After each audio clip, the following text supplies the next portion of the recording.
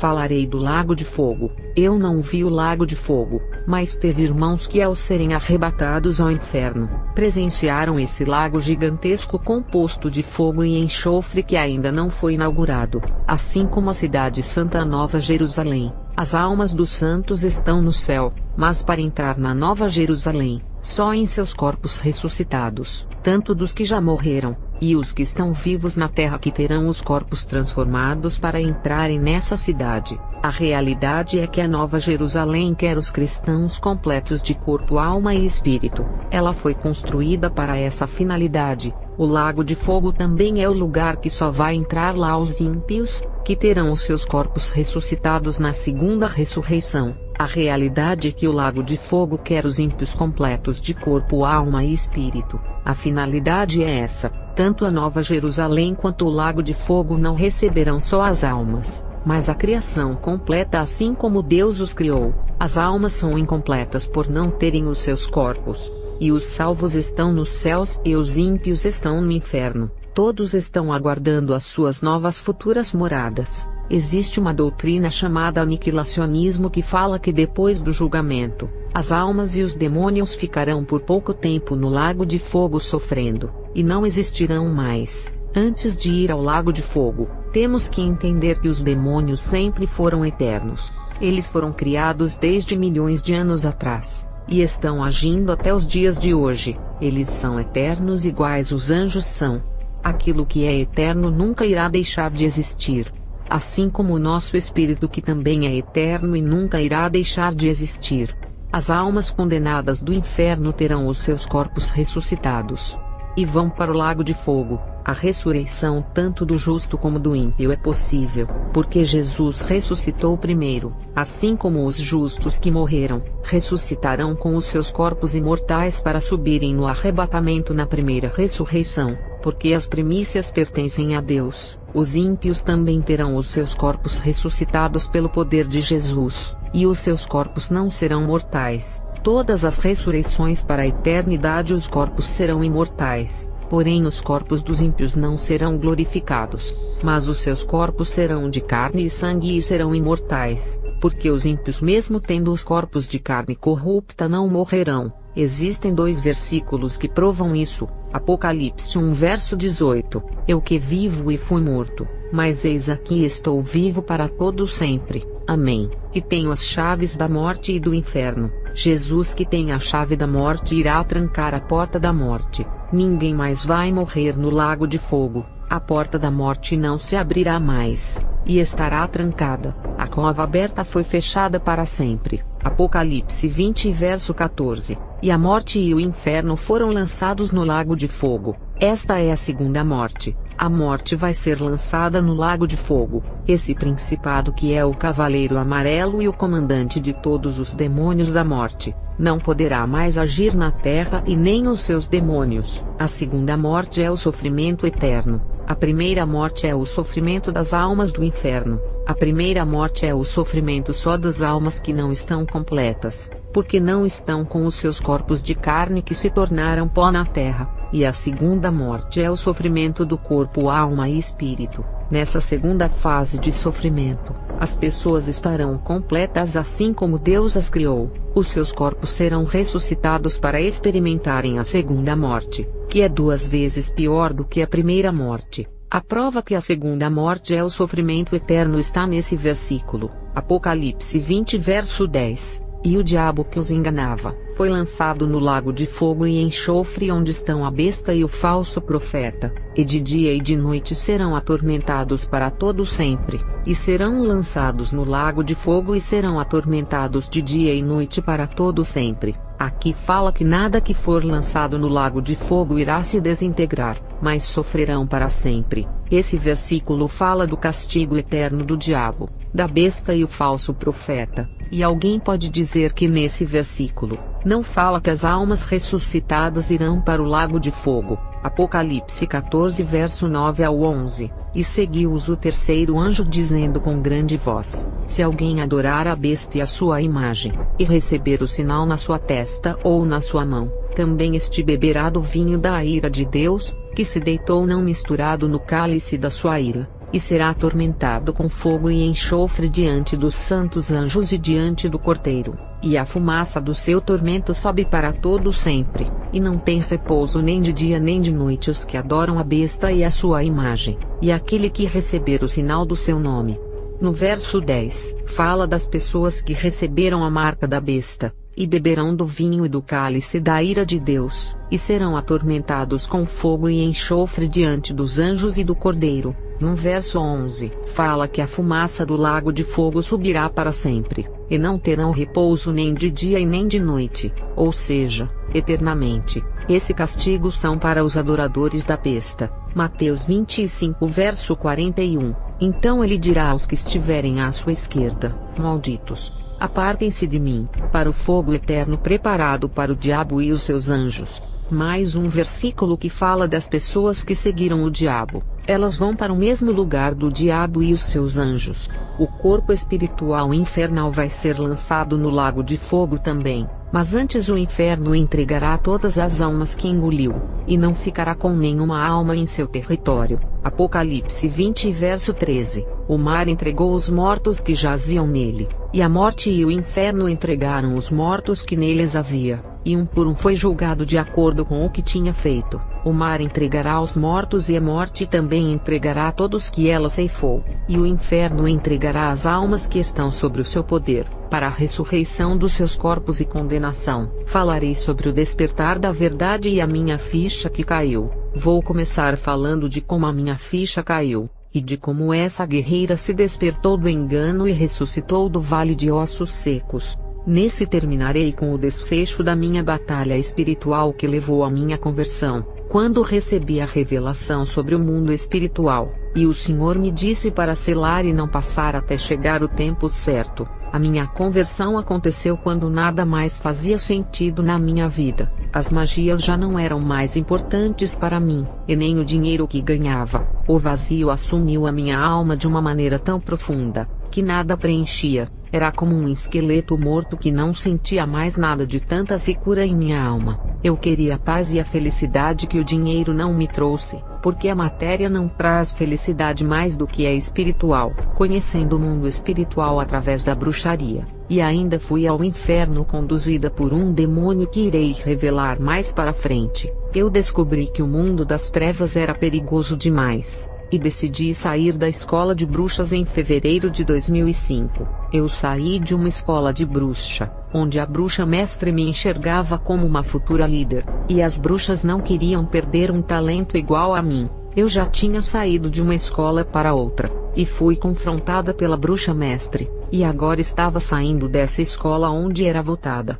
para ser a futura mestra substituindo a bruxa idosa mestra. Eu abandonei a escola mesmo sabendo que poderia ser a líder e ter muita influência no mundo das trevas. Sonhei que estava em um rio de águas sujas que fedia e bebia aquela água. Aquilo era o retrato da fonte que eu me alimentava. Eu cheguei em casa com o pensamento de não ser mais bruxa. Já havia renunciado à minha maldade. Quando eu olhava para o espelho, observei que o meu rosto era sombrio, olhos da maldade, com aquela face de morta-viva e pálida, a imagem da morte espiritual que vivia. Não tinha a imagem de Deus, mas a imagem de Satanás, pois era a sua filha. O meu rosto era obscuro. Quando fui ao quintal da minha casa e olhei para o céu, em visão vi Jesus. Ele olhava para mim com muito amor. Eu, que sempre o tratei como o meu inimigo, fixei os meus olhos, e apesar da distância o seu olhar foi tão profundo, que reluziu uma luz que entrou nos meus olhos, e naquele momento eu dei uma risada de alegria por sentir um regozijo em minha alma.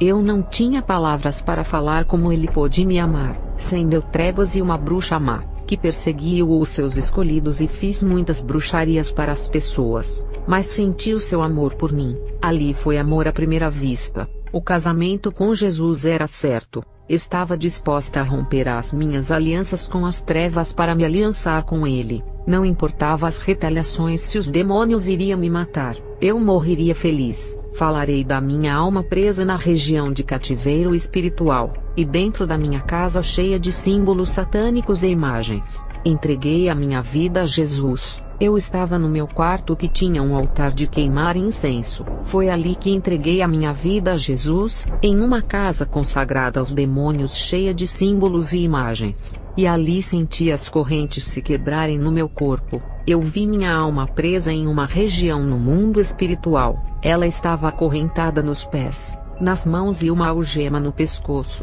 E o demônio que me auxiliava na bruxaria estava ao meu lado e me vigiando para não fugir. E o anjo de Deus apareceu ali com a sua espada e cortou as minhas correntes, me libertando. E a minha alma fugia daquele lugar. O demônio viu, e não pôde impedir, porque a lei da legalidade diz que o arrependimento de coração, quando é verdadeiro, nenhuma força no mundo espiritual pode impedir a libertação. Eu conseguia ver o que se passou com a minha alma naquela região de prisão espiritual. O anjo cortou todas as correntes que prendiam a minha alma na região de prisão. Eu senti no meu quarto elas se quebrarem em meu corpo, e pela primeira vez eu senti um alívio na alma. Aquela sensação de liberdade foi a melhor coisa que aconteceu em minha vida. Se eu soubesse que era tão bom ser livre, teria aceitado a Jesus quando era uma criança. 2 Coríntios 3 verso 17. Ora, o Senhor é o Espírito, e onde está o Espírito do Senhor, aí há liberdade.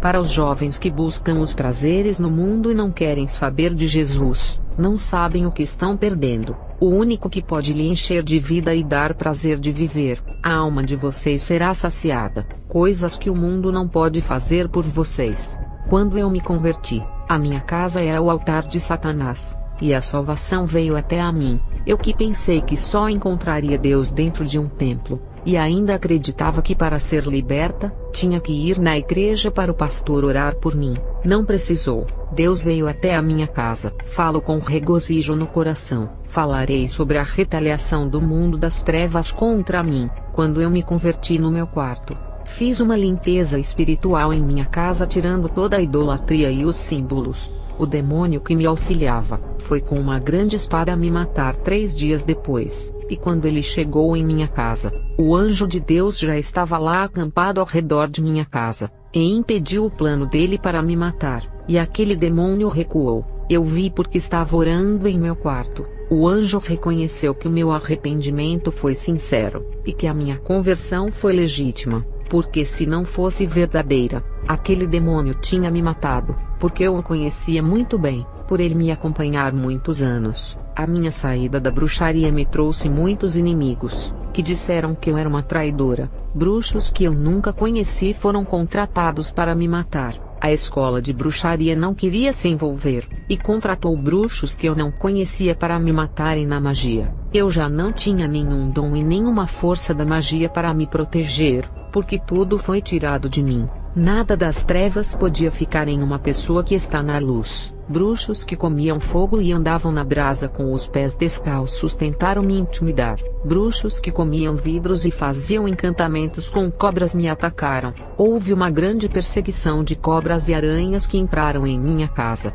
Todos esses animais foram hipnotizados querendo picar a minha família. Como eu era do mundo da bruxaria, já sabia que os animais estavam hipnotizados pela magia do encantamento. Eu orei a Deus para desfazer os encantamentos, e quando a magia foi quebrada, os animais saíram da minha casa e retornaram para suas habitações na natureza. Depois disso eu estava na igreja, e um cachorro entrou dentro do templo e queria morder todo mundo por minha causa. Ele estava fora de si e descontrolado com muita fúria, parecendo um leão. O cachorro rosnava sem parar, e ninguém da igreja conseguia segurar e nem colocar para fora. E o pastor recebeu uma revelação, de que o cachorro estava possuído por uma legião de demônios. E o pastor disse assim: esse cachorro foi mandado, e fizeram um ritual de possessão para ele receber todas as entidades do local. E o pastor pediu para a igreja orar, e o cachorro começou a uivar igual a um lobo,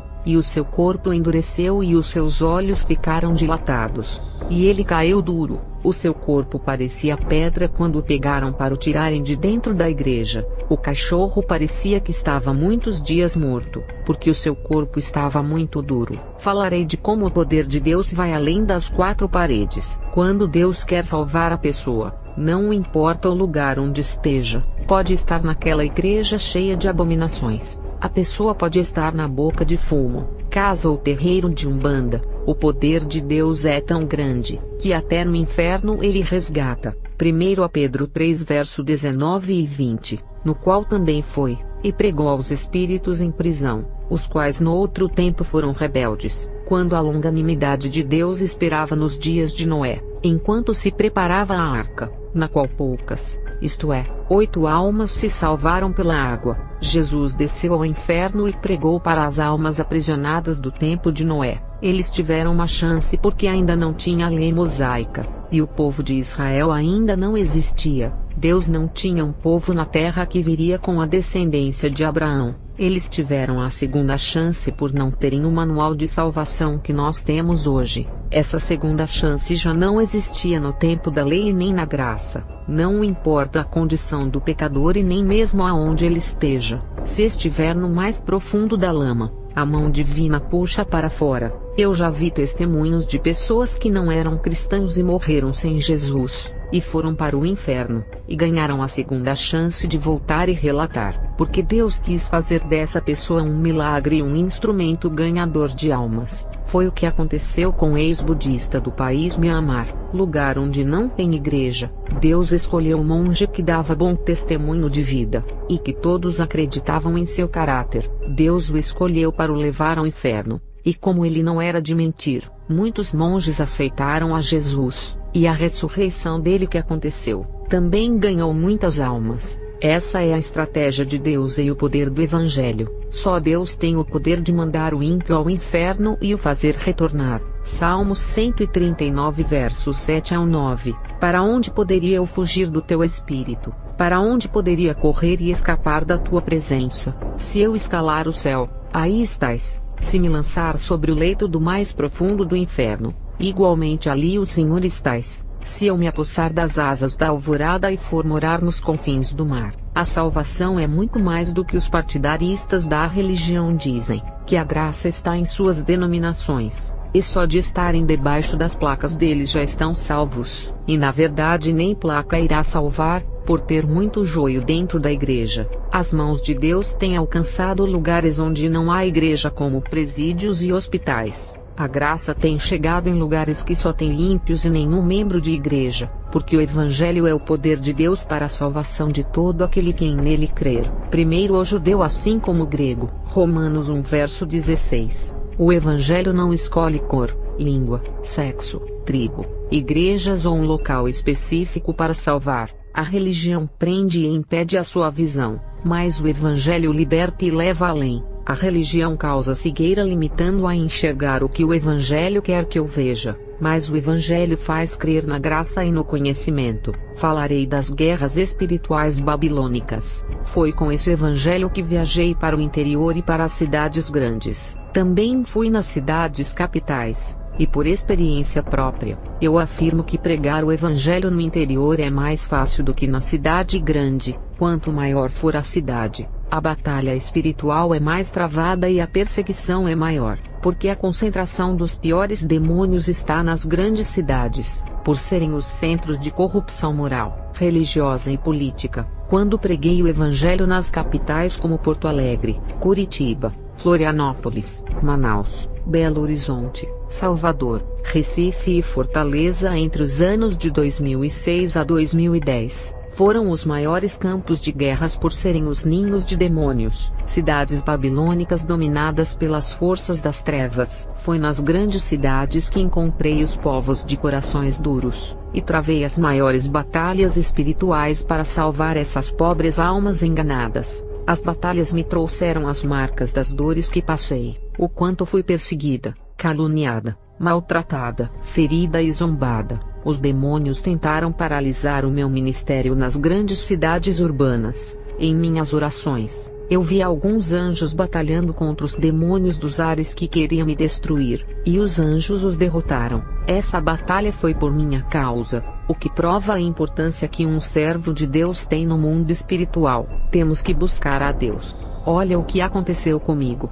Os anjos ajudaram o meu ministério de evangelizar as cidades mais atribuladas do Brasil. Falarei de como a nossa vida é um sopro, A expectativa do brasileiro na média é de 70 anos e depois morre, um tempo muito curto em comparação com a eternidade que dura para sempre. Se passar dos 70 anos, vem o cansaço e a fadiga, e logo a morte vem. Jó 14 verso 2. Nasce como a flor e murcha, foge também como a sombra e não permanece. 1 Pedro 1 verso 24. Porquanto todo ser humano é como a relva e toda sua glória como a flor da relva. A relva murcha e cai a sua flor. Salmos 144 verso 4. O homem é semelhante a um sopro, seus dias como a sombra que passa. Isaías 40 versos 6 e 7. Toda a carne é erva, e toda a sua graça como a flor do campo. Seca-se a erva e murcha-se a flor, quando o vento de Iavé sopra sobre elas. O povo não passa de relva frágil. Salmos 103 verso 14 ao 16. Porquanto Deus conhece a nossa estrutura, lembra-se de que somos pó. A existência do ser humano é semelhante à relva. Ele floresce como a flor do campo que se desfaz, e quando o vento soprar, ninguém mais se lembrará do lugar onde a planta estiver afirmada. Os jovens dizem assim: quero viver até os 80 anos, e depois morrer, pensando que é muito tempo. Olha a eternidade para onde a alma vai, não tem fim nem contagem de tempo, e os vivos não se preocupam com isso, preferindo viver nos prazeres pecaminosos do mundo. As obras do pecado que fazem nesse mundo não irão durar para sempre. Um dia o acerto de contas vem, e tudo o que fizer será cobrado. Viver até os 70 anos não é muito, por ser uma vida passageira e transitória. A vida começa na eternidade, seja no céu ou no inferno. Eu já estou idosa, e pensei um dia que iria demorar a chegar nessa idade quando tinha 20 anos. E o tempo passou muito rápido, e a cada ano, o tempo passa aumentando a sua velocidade. O tempo está sendo abreviado conforme Mateus 24 verso 22. Percebemos como os anos já estão passando muito rápido. Viver 70 anos é pouco, em comparação com a eternidade que nos espera do outro lado. Não vale a pena desperdiçar os seus 70 anos servindo o mundo com as suas concupiscências. Essa é a idade normal de se viver, mas cada pessoa tem o seu dia para partir. Aqueles que estão sob o domínio do poder de Deus, e entregou a sua vida ao seu controle, uns vivem menos de 70, e outros mais de 70 anos. Deus colhe mais cedo aqueles que não irão resistir na guerra espiritual, e deixa os mais fortes guerreando até a idade do cansaço. Já os que estão sob o domínio do maligno, entregaram as suas vidas para ele controlar. A partir do momento que se entregaram aos prazeres desse mundo, esses demônios ceifam as suas vidas a hora que quiserem. Se não tiver uma pessoa de Deus orando para dar livramento, a alma está desprotegida. Falarei sobre o perigo das possessões demoníacas. No mundo espiritual, existe uma hierarquia de demônios. Isso é comprovado no livro de Efésios. Existe classe de demônios que também são chamadas de castas, que são piores do que as outras. Essas castas de demônios só saem com jejum e oração, não com apenas oração. Não são todos os demônios que podem possuir um corpo, por ser violenta a possessão, e tem aqueles demônios que são nobres. Eles não podem possuir corpos, porque é humilhação para a sua classe. Eles falam que o corpo é imundo por ser uma matéria que apodrece. Imundos são eles, que têm por sua morada um lugar fétido e imundo que é o inferno. Tem muitas igrejas que os pastores, bispos e apóstolos, ao expulsarem demônios, antes de expelirem, chamam mais demônios e amarram eles no corpo da pessoa.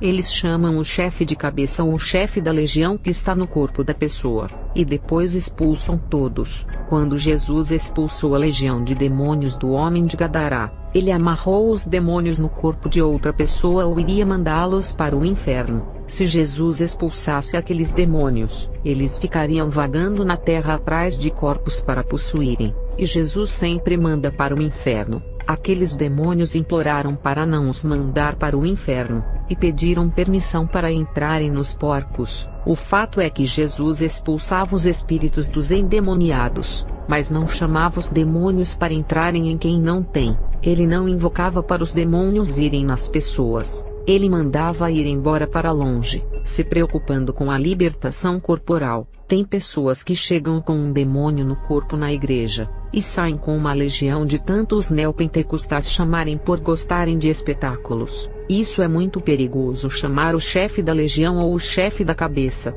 No mundo espiritual, existem diversas classes de demônios que não conhecemos. Não sabemos quais são os demônios que são de possessão de corpos, e há aqueles que não são de possessão de corpos. Tem demônios que são dos ares e ficam na terra. Esses demônios não podem sair dos ares, por serem as potestades dos ares que bloqueiam a oração para não subir, e impedir que os anjos venham a descer e trazer as bênçãos. E tem demônios que não são para possuírem corpos, porque a possessão é violenta e mata. Eu mesma, quando estava na bruxaria, vi muitos demônios que não eram possessores de corpos. Eles só entravam dentro dos corpos das pessoas para matarem. E muitas das bruxas que sabiam que esses demônios não eram de possessões, enviavam esses espíritos para possuírem e esmagarem os órgãos internos das pessoas, levando à falência. É muito perigoso. Um pastor, quando for expulsar os demônios, primeiro invoca o nome de um demônio para entrar na pessoa, sem saber se esse demônio é possuidor.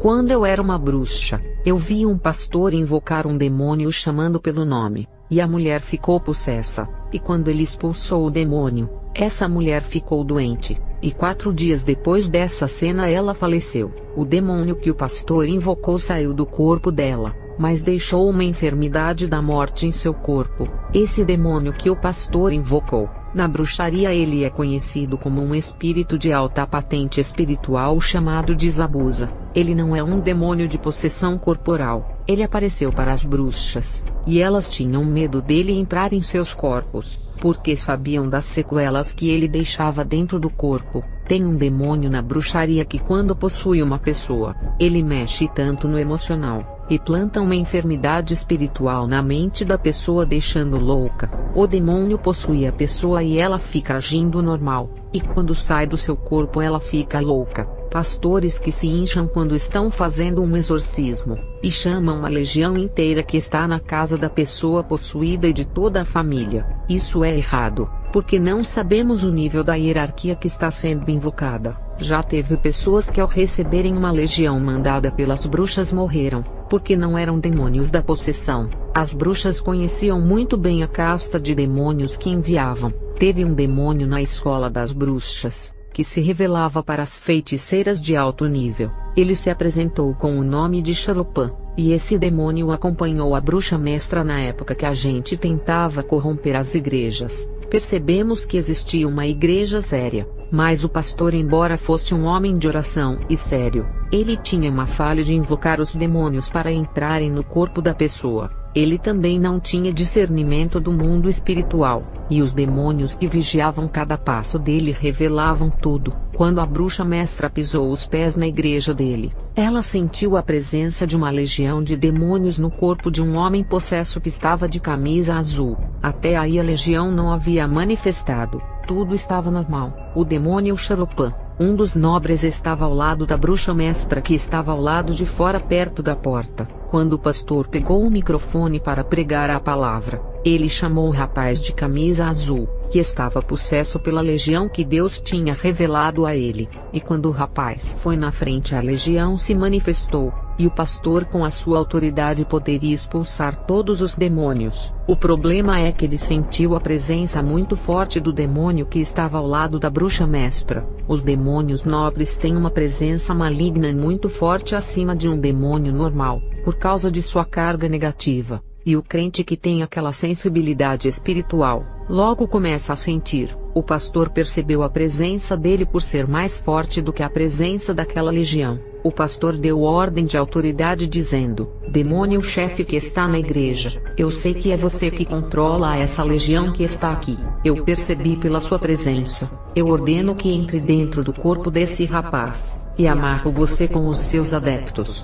A bruxa mestra, com o seu dom de vidência, viu quando o demônio nobre que lhe acompanhava obedeceu a ordem do pastor, e entrou no corpo do homem. E aconteceu que o demônio nobre reconheceu a autoridade desse pastor, e entrou no corpo daquele homem, e alterou todo o seu organismo. O homem começou a ficar vermelho, e os olhos começaram a se revirar para trás. O pastor, percebendo isso, não demorou e expulsou todos eles. até o demônio nobre que acompanhava a bruxa mestra. A bruxa mestra que estava na porta ao ver o erro desse pastor foi embora rindo muito. Ela conhecia muito bem esse demônio nobre, e sabia que ele não era de possessão. Perceba que a legião já habitava no corpo do homem e nunca matou ele, e nunca iria matar naquela noite que se manifestaram. Quando o pastor chamou o demônio nobre para entrar no corpo do homem, os seus órgãos vitais iriam paralisar se o pastor não expulsasse rápido. Um único demônio podia matar aquele homem dentro da igreja, porque a possessão desse demônio nobre é muito mais forte do que aquela legião inteira. Isso é a prova de que não são todos os demônios que podem possuir um corpo. Esse homem que foi possuído por Charopan logo faleceu com problemas do coração, porque esse demônio nobre, quando entra no corpo da pessoa, ele aperta o coração até matar. Como o pastor foi rápido em expulsar o demônio, ele saiu, mas deixou um pequeno dardo do tamanho de um alfinete dentro do coração do homem que faleceu 3 meses depois. Se o pastor tivesse expulsado aquela legião sem precisar chamar o demônio nobre, o homem estaria vivo. Outro erro que o pastor cometeu foi dizer que o demônio nobre controlava a legião de demônios que estava no homem. O homem possesso já saiu de sua casa com aquela legião, e o demônio nobre que acompanhava a bruxa mestra chegou depois na igreja, e não tinha nada a ver com aquela legião. Ele se enganou ao perceber que só tinha o demônio nobre de alta hierarquia na igreja. A verdade é que ele era um demônio de alta hierarquia, que estava naquele momento na igreja junto com os demônios inferiores da legião, e o pastor, percebendo isso, pensou que ele controlava toda a legião. E foi nessa que ele se enganou. Aquela legião que estava no corpo do rapaz não tinha ligação nenhuma com o demônio nobre. Charopan estava ligado com a missão da bruxa de corromper a igreja, e não tinha ligação com o rapaz. O demônio nobre só trabalhava no campo da feitiçaria, e a legião que estava no corpo do rapaz trabalhava no campo das drogas e bebidas alcoólicas. O líder dessa legião era um demônio de alta patente que está envolvido com as drogas e o álcool. Esse homem tinha um histórico de alcoólatra e usava muitas drogas, e aquela legião era dos vícios, e não tinha nada a ver com a feitiçaria. Os demônios da bruxaria só trabalham com as bruxas e feiticeiros, e não se envolvem na área dos vícios das drogas e do álcool, porque já tem um demônio-chefe responsável por essa área. Os demônios são organizados em seus trabalhos na Terra. O pastor errou ao associar um demônio de alta patente da bruxaria com os demônios dos vícios. Se ele conhecesse o demônio nobre que mandou entrar no rapaz, ele saberia que quando esse demônio sai, deixa sequelas, um dardo de enfermidade no corpo. O pastor, ao expulsar o demônio, ele tinha que orar para o rapaz ser curado da sequela, ou expulsar o dardo de enfermidade que estava no coração do rapaz. Quando não tem o discernimento de espírito, é melhor nem falar ou fazer o que não sabe. Esse pastor provou que qualquer demônio que não é possessor de corpos pode matar a vítima, e tem aqueles pastores que chamam a legião inteira que está na família toda, e manda incorporar na pessoa possuída. Esse tipo de pastor não tem noção do que está fazendo. Ele nem sabe o tipo de casta que está invocando, e a legião que já está no corpo do possuído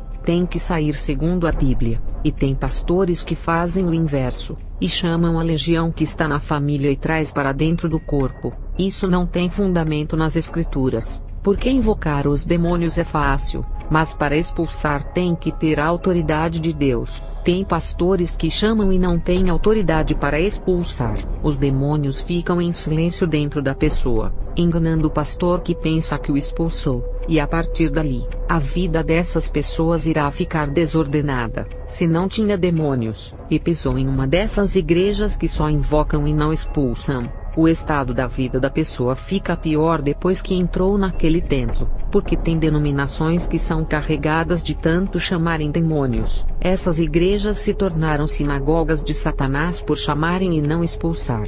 Teve um crente que disse assim para mim: se chamar uma legião mata, porque tem pessoas que entram com legião dentro da igreja e não morrem, pelo conhecimento do mundo espiritual. Quando era uma bruxa eu trabalhei com castas. Eu disse para ele: quando a pessoa aparece com uma legião dentro da igreja, significa que aquela casta é própria de possessão. porque a casta de possessão não mata, porque o objetivo deles é morar no corpo e controlar aquela vida até escravizar. Leia a passagem do endemoniado de Gadará. No mundo espiritual, existem várias castas que não são dos demônios possessores, e esses pastores que invocam a legião que trabalham na família para entrarem no corpo da pessoa possuída, não têm a ideia de qual casta pertence àquela legião, se é do grupo dos demônios possessores, ou do grupo dos demônios não possessores que são os destruidores, ou casta da destruição, e tem a casta dos demônios da morte que só matam, e se um desses entrar dentro de uma pessoa, ela cai morta ao chão. Demônios que já são para o corpo eles não matam, e só fazem as suas moradas para irem destruindo a vida aos poucos, e usam aquela pessoa controlada para levarem mais pessoas para o mau caminho. Muitos pastores maçons ficam brincando com isso, e ao orarem pelas pessoas endemoniadas, colocam as mãos na cabeça das pessoas para tirarem os demônios dela, e transferem para outras pessoas. E a mesma coisa fazem com a enfermidade ao transferirem de um corpo para outro corpo. Essas coisas se chamam transferência de unção em algumas igrejas, e em outras se chama transferência de gerações, que está ligada com a maldição hereditária que é passada para a semente familiar. Falarei das coisas que atraem demônios, e seus ataques malignos de surpresas. Crentes que xingam palavrões que a Bíblia chama de palavras torpes, palavras maledicentes. Cada palavra dessa é uma invocação de um demônio, porque o nome deles são essas palavras malditas. E quando chamam esses demônios para dentro do lar com palavras imorais, se alguém não for liberto, os demônios dessas palavras malditas irão possuir os corpos. E o lar do crente tem que ser um altar consagrado a Deus. O meu filho, antes de se converter, gostava de assistir filmes satânicos. Quando era uma bruxa eu não me incomodava, mas quando me converti, já não suportava essas coisas em casa. Um dia ele estava assistindo um filme de bruxaria, com o símbolo do hexagrama e as velas acesas, sendo preparado um ritual na língua em latim invocando um demônio. Tudo isso o meu filho assistiu ao vivo. Eu vi quando da tela de sua televisão quando terminaram o ritual, saíram milhões de sombras da tela que entraram dentro da nossa casa, e esses demônios me atacavam no meu lar, e a partir daquele dia eu fui muito perseguida por 3 irmãos da minha própria igreja.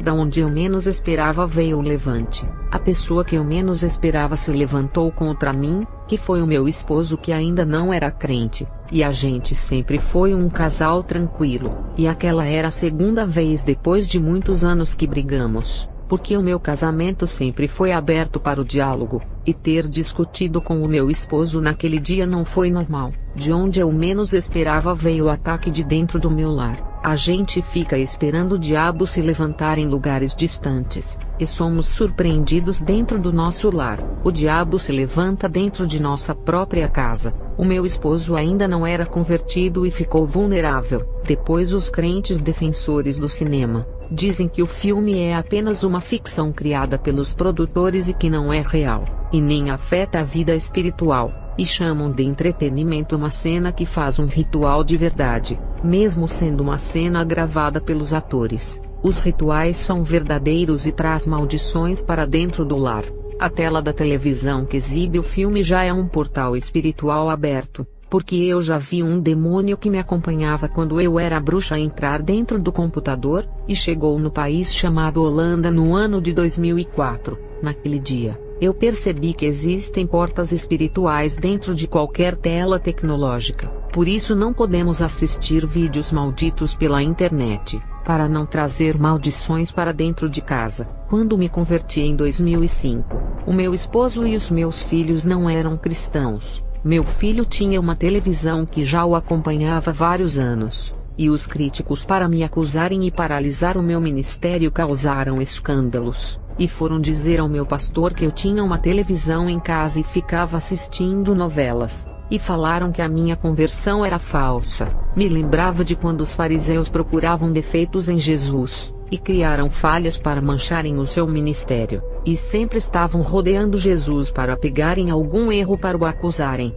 e o dia de sábado era o dia que eles mais vigiavam. Mateus 22 verso 15 ao 22. Então, retirando-se os fariseus, Consultaram entre si como o surpreenderiam em alguma palavra. Enviaram-lhe os seus discípulos, com os herodianos, dizendo: Mestre, bem sabemos que és verdadeiro, e ensinas o caminho de Deus segundo a verdade, e de ninguém se te dá, porque não olhas a aparência dos homens. Dize-nos, pois, que te parece, é lícito pagar o tributo a César ou não? Jesus, porém, conhecendo a sua malícia, disse: Por que me experimentais, hipócritas? Mostrai-me a moeda do tributo. E eles lhe apresentaram um dinheiro, e ele disse-lhes: De quem é esta efígie e esta inscrição? Dizem-lhe eles: De César. Então ele lhes disse: Dai, pois, a César o que é de César, e a Deus o que é de Deus. E eles, ouvindo isto, maravilharam-se, e deixando-o se retiraram.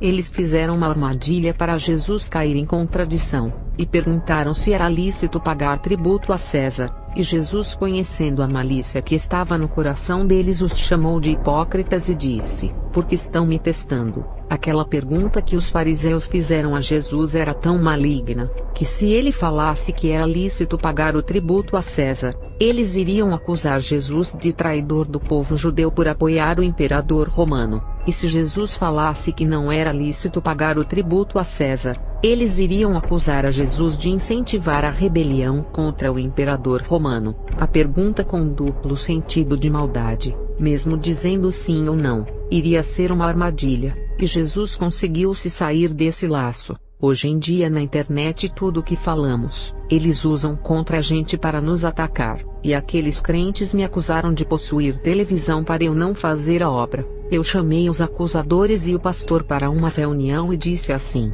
para os acusadores, antes de falarem que tenho uma televisão, é preciso ter certeza de que é minha, porque afirmam uma coisa que não é verdade. Isso é o pecado da mentira. A televisão é do meu filho, ele não é crente, porque se fosse não teria. Eu não posso jogar a sua televisão fora, porque é dele e custou o seu dinheiro. Eu não posso renunciar àquilo que não me pertence e não está sobre o meu poder. Se eu jogar a televisão do meu filho no lixo, toda a harmonia e paz do meu lar irá embora, e a contenda irá reinar. Provérbios 14 verso 1. Toda mulher sábia edifica a sua casa, mas a tola derruba com as próprias mãos. Esse é o conselho que vocês querem me oferecer de jogar a televisão no lixo. Como irei ganhar a alma do meu filho aborrecendo-o? Colossenses 3 verso 21. Vós pais, não irriteis a vossos filhos para que não percam o ânimo. Sobre a questão de aconselhar, não são todos que estão aptos para isso. O meu pastor gostou da minha postura e a reunião acabou. Os homens foram embora e não teve argumentos de me acusarem de uma coisa que não era minha. Hoje, se alguém falar para a irmã Joaninha que a Mariazinha falou mal dela, com certeza irá acreditar e ficará de mal com a Mariazinha, mas não irá falar com ela para saber se de fato ela falou mesmo. A irmã Joaninha não gosta mais de Mariazinha, porque alguém falou para a Joaninha que a irmã Mariazinha falou mal dela, e a Joaninha acreditou. A irmã Joaninha não viu a Mariazinha falando mal dela. A prova que ela tem, é que alguém lhe disse. Essa evidência pode ser mentira, para colocar uma contra a outra. Se alguém falar para o irmão que Joãozinho é falso profeta, e dizer que foi Deus que revelou espalhando para o mundo inteiro, os irmãos irão acreditar, e não darão mais a paz de Jesus. A pergunta é: como pode afirmar que Joãozinho é falso profeta? Por acaso viu ele fazendo alguma coisa errada, usurpando o dinheiro dos fiéis? Conhecem a vida dele para afirmar que ele é falso profeta, ou está trazendo julgamento para a vida dele, se baseando naquilo que outros irmãos falaram? Todos que servem a Deus têm que vigiar contra as manipulações, porque você pode estar caluniando uma pessoa inocente, e cometer uma injustiça contra alguém inocente. Isso é pecado. Sobre aconselhar as pessoas, eu tenho cautela e procuro vigiar naquilo que eu vou falar. Quando eu era nova convertida, uma bruxa foi enviada da escola para destruir o meu casamento. O Espírito Santo me alertou que uma mulher iria aparecer em frente à minha casa, e disse para eu vigiar. E aquela mulher apareceu no outro dia e disse assim: vou tomar o seu esposo, e irei destruir o seu casamento. Eu, como era uma nova convertida, a confrontei com a minha carne dizendo assim: quando era uma bruxa não tinha medo de enfrentar outra bruxa. Agora que sirvo a um Deus maior do que o seu, sou mais forte e não tenho medo de você. E aquela bruxa deu uma gargalhada maligna e disse assim: como irá me enfrentar se perdeu todos os seus poderes da magia? Eu respondi na carne assim: isso não é problema, e podemos resolver na pancadaria. Mas você não sabe dar um soco, é só uma mulher da magia. E aquela bruxa não gostou do insulto e disse: ainda tem o mesmo instinto de bruxa malvada e não mudou nada. E depois ela foi embora. E quando fui orar, abri a Bíblia e Deus me deu essa palavra que está em 2 Coríntios 10, verso 4 e 5, porque as armas da nossa milícia não são carnais, mas sim poderosas em Deus para a destruição das fortalezas, destruindo os conselhos e toda altivez que se levanta contra o conhecimento de Deus, e levando cativo a todo o entendimento da obediência de Cristo. Depois que Deus me deu essa palavra, eu pedi para Ele tirar um instinto de fúria que eu herdei quando era uma bruxa, e nunca mais discuti com ninguém. A bruxa voltou a aparecer para mim, depois de 12 dias, quando ameaçou tomar o meu esposo que não era crente. Era à meia-noite quando eu ouvi um barulho no meu quintal, e quando abri a janela, aquela bruxa estava flutuando por cima do meu quintal, e o rosto maligno daquela bruxa se transfigurou em várias faces de animais, como o rosto de gato, cachorro, cobra, rato, galo, sapo, cavalo e de outros animais. E por último ela se transformou em mim, assumindo a minha aparência, e um grande medo tomou conta da minha alma, e pensei assim: ela vai usar a minha aparência para tomar o meu esposo. E aquela mulher deu aquela gargalhada maldita e foi embora flutuando. As bruxas não dependem de vassouras para voarem igual os desenhos fazem. Elas têm os demônios para suspenderem elas para cima. E depois, naquele momento, eu me senti fragilizada por ser uma nova convertida e não ter autoridade nenhuma. Eu estava começando a subir os primeiros degraus espirituais, para ser uma guerreira na batalha espiritual. Eu orei a Deus para guardar o meu casamento, fazendo jejuns pela manhã, e vigílias de orações na madrugada. Eu não sei o que aconteceu com essa bruxa, mas ela nunca mais apareceu para mim. Depois fui afrontada por um crente que me xingou, falando aquelas palavras torpes. Já teve crente que me chamou em um debate, e sabendo que ele estava alterado querendo discutir comigo, eu rejeitei e ele passou a me acusar, e se fez de meu inimigo. Já fui perseguida por um crente que morava na mesma rua que eu, e se incomodava com o meu ministério por dar mais frutos do que o dele. Esse homem queria travar uma disputa comigo para ver quem era mais eficiente no ganho de almas. Ele queria competir comigo para ver quem era melhor, e para provar para ele mesmo que era superior, porque Deus não está provando nada disso. Queria que o povo da vila olhasse para as suas qualidades de evangelista, ao invés de chamar a atenção de Deus, preferindo chamar a atenção dos homens. E de todas essas coisas eu me afastei, e ignorava os insultos, o que causou a ira e a revolta em muitos crentes porque ignorava os seus insultos. Eu fui a crente mais odiada por muitos irmãos, só porque fui diferente e vigilante nas discussões. Depois desses irmãos, eu fui perseguida por um grupo de 4 irmãos de outra igreja no ano de 2014, 3 homens e uma moça que tinha depressão, todos da mesma igreja.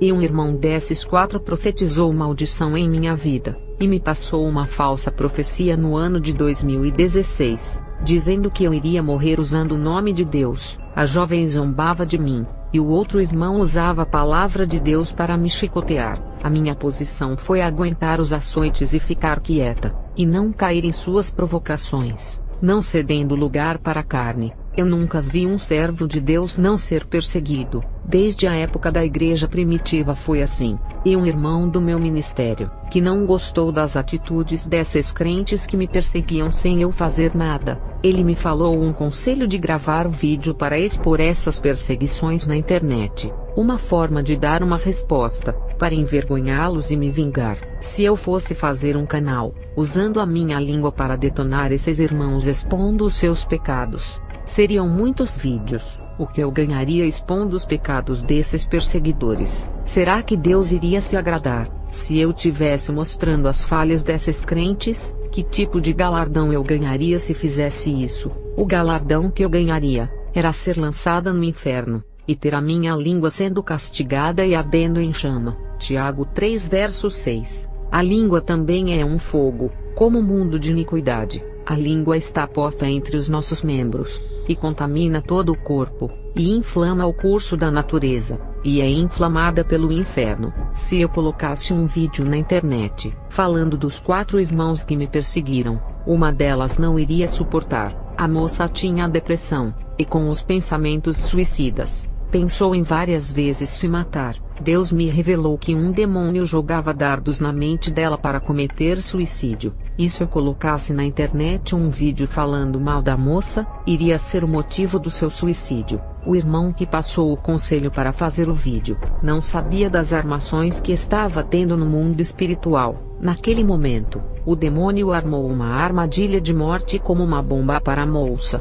Só precisava alguém ativar a bomba para causar a explosão, e fazer a moça cair na armadilha da morte. Se eu fosse uma crente vingativa que não ficasse calada e fizesse vídeo resposta, teria ativado a bomba e causado uma grande explosão. Se eu fosse uma crente que agisse pela emoção, teria jogado a moça na armadilha de Satanás que estava preparada. Se eu gravasse o vídeo, a moça iria cometer suicídio, e Satanás sabia que ela tinha os pensamentos suicidas. Eu não queria ser o pivô da morte dessa moça, e nem ser o instrumento de Satanás para fazê-la tirar a sua vida. Por isso temos que ter cuidado ao gravar vídeos falando de alguém. Cada pessoa tem uma estrutura, uns suportam e outros não. Não sabemos o estado emocional da pessoa, e um vídeo gravado pode ativar o gatilho da morte. Eu já vi pessoas ficarem depressivas, por terem a sua foto falada em grupos de WhatsApp. Imagine um vídeo. 1 ano e pouco depois, um desses irmãos que me perseguia ficou enfermo, e o seu pastor foi orar em sua casa. Ele não sarou. Muitos homens de Deus foram orar por ele, e nada dele ser curado, e sem alternativa, mandou um de seus parentes me chamar para orar pela sua vida. Eu desci em sua casa e orei, e 3 dias depois ele foi curado, e foi ao portão da minha casa pedir perdão. A questão dele não ser curado por outros irmãos não significa que todos não tinham autoridade, até porque foram muitos vasos que tinham a vida no altar orar por ele. Eu abri a palavra e fui surpreendida. 1 Samuel 24 verso 4. Então os homens de Davi lhe disseram: Eis aqui o dia, do qual o Senhor te diz: Eis que te dou o teu inimigo nas tuas mãos, e far-lhe-ás como te parecer bem aos teus olhos. E levantou-se Davi, e mansamente cortou a orla do manto de Saul. E lendo essa palavra,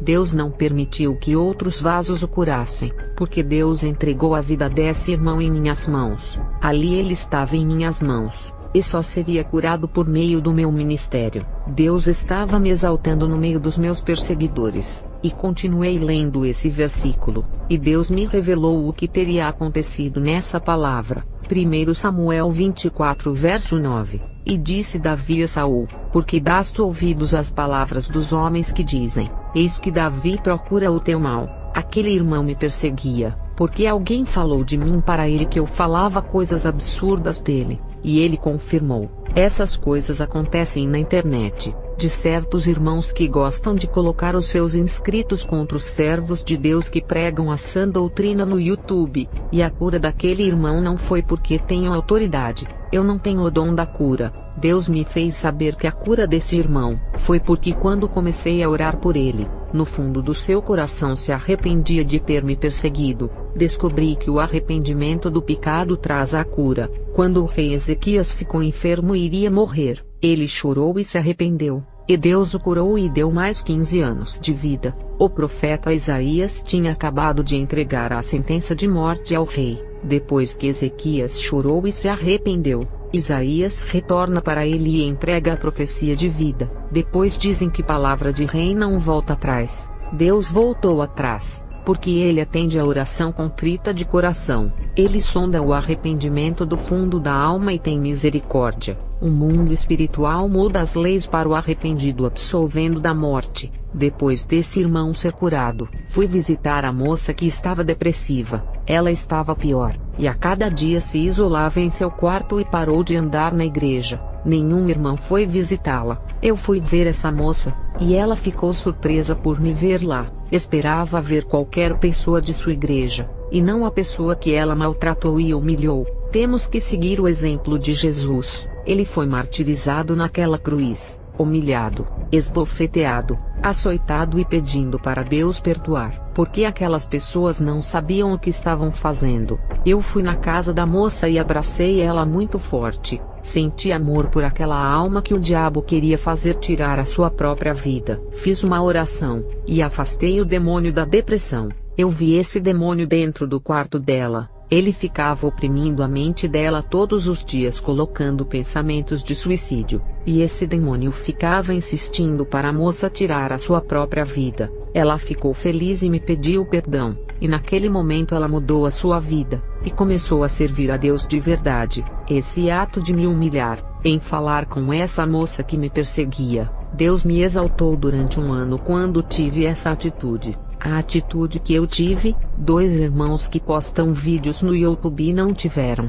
E aconteceu uma guerra desses 2 youtubers, e um começou a atacar o outro em seus vídeos. Ninguém queria abrir mão da sua razão e pedir perdão. Eles não abriam mão de suas exaltações e egos. Um dizia assim: foi ele que começou primeiro a me ofender, e me deve desculpas. Ele está errado. Independentemente de quem começou a guerra, alguém tem que ser humilde e pedir perdão. Quem abre mão da sua razão, mesmo estando certo, e pede perdão, estabelece a paz. Isso vale para o casamento, relações de amizade e também para os inimigos. Falarei da conversão da minha família, e a perseguição que sofreram pela renúncia. Depois da perseguição da bruxa, o meu esposo se converteu em um ministério que ele gostava, que não era onde eu congregava. E quando ele se batizou e começou a fazer parte da Santa Ceia, e até chegou a pregar a palavra ganhando a confiança do pastor, inventaram uma calúnia contra a sua vida, de que tinha cometido um pecado. Alguém disse que ele estava devendo dinheiro emprestado e não pagou. Um rapaz que ele não conhecia, foi contratado por um grupo de irmãos da igreja que lutaram para mancharem a imagem do meu esposo com o seu pastor, e conseguiram porque ele foi tirado da obra, por ser analisado pelos membros dizendo que não estava preparado para a obra. 1 Coríntios 11 verso 28. Examine-se pois o homem a si mesmo, e assim coma deste pão e beba deste cálice. Quem tinha que saber se estava preparado ou não para a obra, era ele mesmo, porque ninguém conhece uma pessoa, a não ser ela mesma ou Deus. Ele ficou sem participar da Santa Ceia, porque analisaram a sua vida baseado nos fuxicos, conversas e mexericos, que ele não podia tomar a Santa Ceia. Quem deve se examinar se está apto ou não em tomar a Santa Ceia é a pessoa mesmo, e fazer as suas próprias análises. E o meu esposo saiu dessa igreja e veio congregar comigo,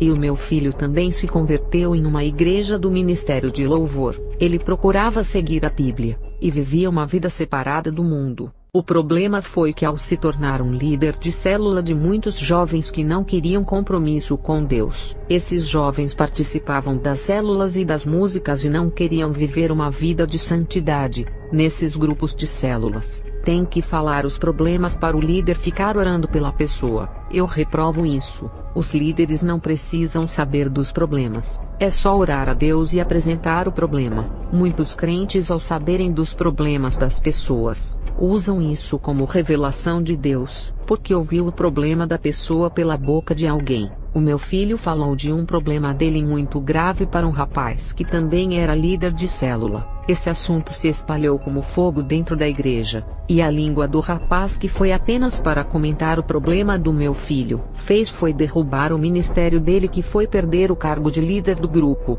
O rapaz pediu desculpas para o meu filho, e disse que só comentou para o seu melhor amigo e pediu segredo. Depois o seu amigo comentou com os outros, e assim um foi passando para o outro sobre o assunto do meu filho. Meu filho saiu dessa igreja, e foi congregar em uma igreja pentecostal. Ele queria viver em santidade, e congregar em um lugar diferente, recomeçando tudo do zero. E uma jovem de bela aparência que cantava no grupo começou a seduzir o meu filho dentro da igreja. Ela se vestia com vestidos compridos e usava camisas com modéstia. O problema é que ela se escondia atrás de uma roupa para ocultar a sensualidade do fundo do seu coração. Essa jovem esperou os seus pais saírem de casa, e chamou o meu filho para se deitar com ela. e o meu filho, para fugir da sedução dela, saiu dessa igreja e foi congregar comigo. O meu filho parou de ir nos bailes, nas festas com bebidas, nos forrós de dança, fugindo das pombas giras.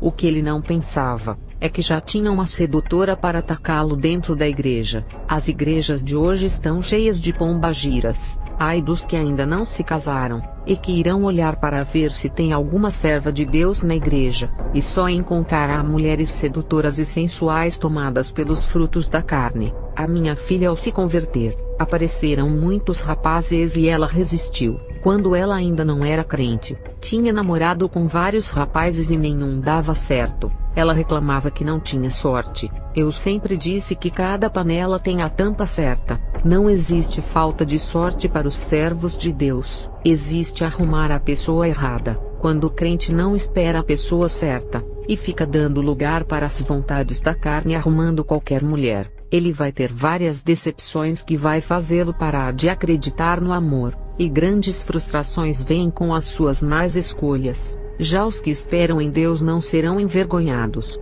porque Deus sempre dá o melhor. Provérbios 10 verso 22. A bênção do Senhor é que enriquece, e não traz consigo dores. A minha família, depois que se converteu, foi mais perseguida pelos crentes do que pelos ímpios. E isso é bíblico. Quando Jesus veio ao mundo, o próprio povo de Israel o rejeitaram, enquanto os samaritanos, que não eram do povo de Deus, o receberam bem. O povo de Israel pediu a crucificação de Jesus. Ele veio para os seus que o rejeitaram. Os profetas de Israel não tinham valor para o seu povo, mas os povos estranhos aceitaram as mensagens dos profetas. Os discípulos de Jesus foram mais perseguidos pelo povo de Israel do que pelos povos estranhos. Estevão foi apedrejado pelo povo de Israel. Eles tentaram encontrar falhas em Estevão e não acharam, e por isso contrataram testemunhas de acusações. E o próprio Jesus, que não tinha pecado, eles tentaram achar uma falha para incriminá-lo. É o que acontece nos dias de hoje. Esses mesmos homens estão no meio do povo de Deus, e se transfiguram de cristãos, mas são as testemunhas de acusações de Satanás. Falarei sobre ter vigilância contra aqueles que usam o nome de Deus para atacarem as experiências. Qualquer testemunho que exalta a santidade, a separação do mundo e coloca Jesus como o centro de tudo, mesmo que o testemunho confirme tudo o que diz na Bíblia e não confronte a santidade da palavra, eles irão perseguir. E tem aqueles que falam mal das revelações das experiências, e falam que é só na Bíblia que acreditam. Mas esses mesmos que dizem que não acreditam em revelação, eles dizem que receberam uma revelação de Deus, para dizerem que a experiência é falsa. Mas se eles mesmos falam que não se deve confiar em revelações, então por que dizem que Deus revelou que a experiência de alguém não é verdadeira? Eles mesmos colocam as suas revelações acima da veracidade de um testemunho,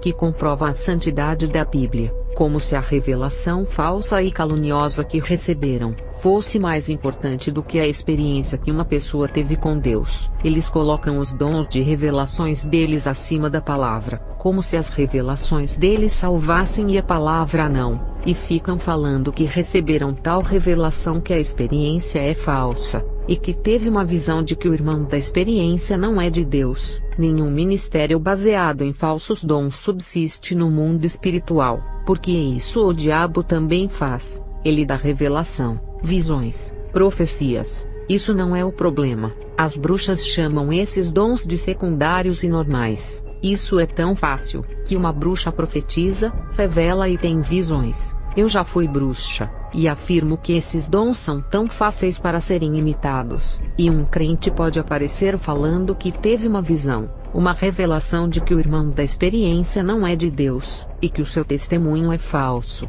Os demônios manipulam as mentes, fazem aparecer visões e entregam revelações falando no ouvido do crente. Os demônios se passam pelo Espírito Santo e enganam esses crentes, e fazem eles falarem coisas absurdas e a se colocarem contra as experiências que irá alertar o povo sobre a santidade. Agora, a palavra que prega contra o pecado e manda o crente se santificar. Os demônios não podem imitar essas pregações. Temos que ter cuidado com crentes que não conhecemos a sua vida espiritual, e aparecem do outro lado da internet e ficam afirmando que tal testemunho é falso. Não sabemos qual foi a fonte que esse crente recebeu a revelação, porque a Bíblia diz que até os escolhidos serão enganados pelos falsos profetas. Mateus 24 verso 24. Se o testemunho confirmou tudo o que a Bíblia já afirmou, as revelações que negam o testemunho dizendo que não é de Deus, essa calúnia não pode resistir. Não tem revelação enganosa que fique de pé. Eles atacam os testemunhos que edificam e afirmam a santidade da Bíblia. Eles não respeitam a experiência espiritual que o crente tem com Deus, e julgam as experiências alheias, na qual não estavam lá para ver e nem sentir o que a pessoa sentiu para ter a experiência. Esses crentes falam mal dos testemunhos sem entenderem a revelação. Acusam de heresias querendo encontrar maldades nos testemunhos. Será que a maldade está no testemunho ou no coração das pessoas que gostam de difamar os testemunhos? A partir do momento que alguém tem o desejo de denegrir o irmão que grava um testemunho, essa atitude revela as maldades do seu coração, que são expressadas quando a ação escandalosa é concluída. Mateus 12 verso 34. Raça de víboras, como podem vocês que são maus dizer coisas boas? Pois a boca fala do que está cheio o coração. A boca revela a maldade que existe dentro da pessoa, revela a podridão de um coração maldoso. Uma pessoa que já foi arrebatada não irá falar mal de outros crentes que foram arrebatados, porque a pessoa que teve a mesma experiência sabe que o mundo espiritual é muito difícil de entender. As visões que revelam muitas coisas que não estão na Bíblia. Coisas ocultas são reveladas aos olhos humanos. Um crente que teve uma experiência de arrebatamento não fala mal de nenhuma experiência, porque ele sabe o preço que pagamos por revelar as coisas ocultas. Quem revela essas coisas espirituais tem perseguição por todos os lados, no trabalho, na família, na escola, perseguição dos vizinhos e de pessoas da mesma igreja. Quando eu falei as minhas experiências no culto caseiro na casa de uma irmã, um demônio apareceu a mim e tentou me intimidar, ameaçando uma retaliação contra o meu ministério. Quando voltei para casa, um demônio começou a derrubar as minhas louças no chão, abriu as portas do meu armário e começou a bater as portas, e pisadas aconteceram em minha casa.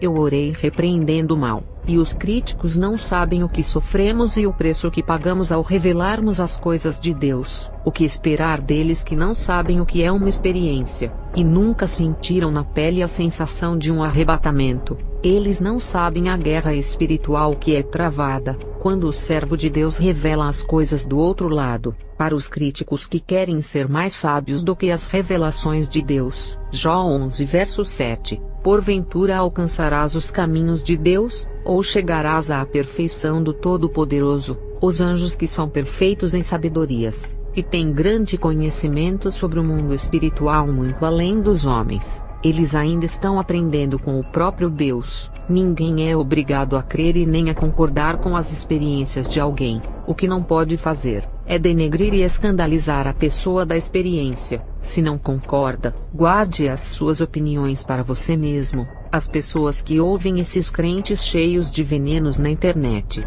cuidado com os fermentos dos fariseus que entram em seus ouvidos e azeda o coração. Essas palavras não acrescentam em nada na vida espiritual, é perca de tempo. É melhor ocupar o tempo orando a Deus para que a sua lamparina continue acesa, porque Jesus vem buscar os que estiverem com as suas lâmpadas acesas. Nesse momento, estão se preparando para o arrebatamento ou participando dos grupos das críticas. Se libertem da religião que causa divisão. A religião forma grupos religiosos, e o Evangelho não é isso. Se libertem das correntes das crenças humanas que lhe prende na religião, que não deixa você entender o verdadeiro Evangelho. A religião lhe prende em certas doutrinas, e proíbe que a luz do Evangelho venha iluminar a sua mente. Deixa o Evangelho libertar você dessa religiosidade que causa divisão entre o povo de Deus. O Evangelho limpará a sua mente de toda a manipulação religiosa que está em sua mente.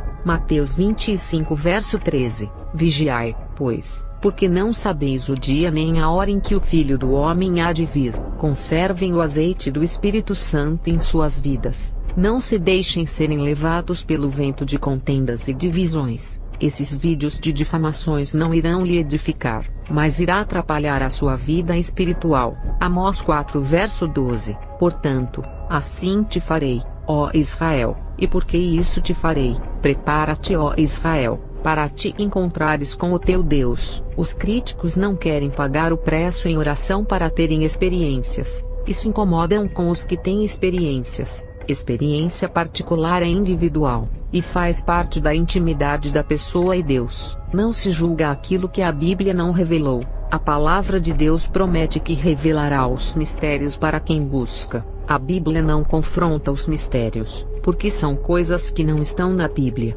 e se não está, a Bíblia não irá confrontar, e Deus não reprova as experiências espirituais que denunciam as obras de Satanás. Quando Deus dá experiência para alguém, a experiência nunca irá ser contra a Bíblia, porque a experiência que desmente a Bíblia vai contra o princípio da justiça que é a palavra. Deus deseja que a humanidade seja salva, e nunca dará uma experiência que não fale de santidade, e que não revele o pecado e os planos de Satanás. Diferente de testemunhos que a pessoa fala que foi no purgatório, e que viu as almas que tiveram uma vida de pecado sendo purificadas lá para entrarem no céu. A pessoa morreu na maldição do pecado e não se lembrou de Deus na terra, e agora está no purgatório e receberá mais uma oportunidade. Então o mundo inteiro irá ser salvo. Isso não tem apoio nas Escrituras e ainda vai contra as Escrituras, que afirma que o arrependimento é na terra e não depois que morre.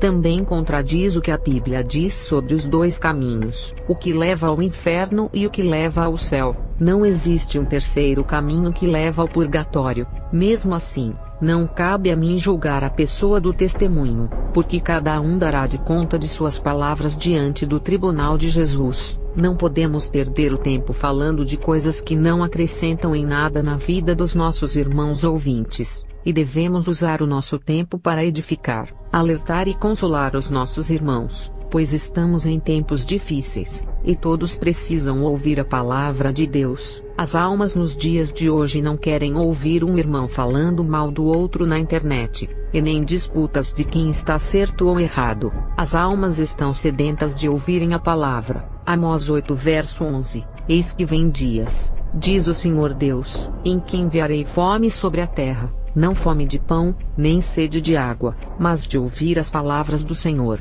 Tenham o discernimento das coisas para não blasfemarem contra as experiências ou os desígnios de Deus. Faça igual vigilante, fique calado e conserve a língua para não pecar. E mesmo que for um falso profeta da prosperidade que fala que teve um arrebatamento, não fale nada. Lei do silêncio. Só Deus julgará. O objetivo delas é paralisar os ministérios para não crescerem, porque o ministério deles são os das acusações.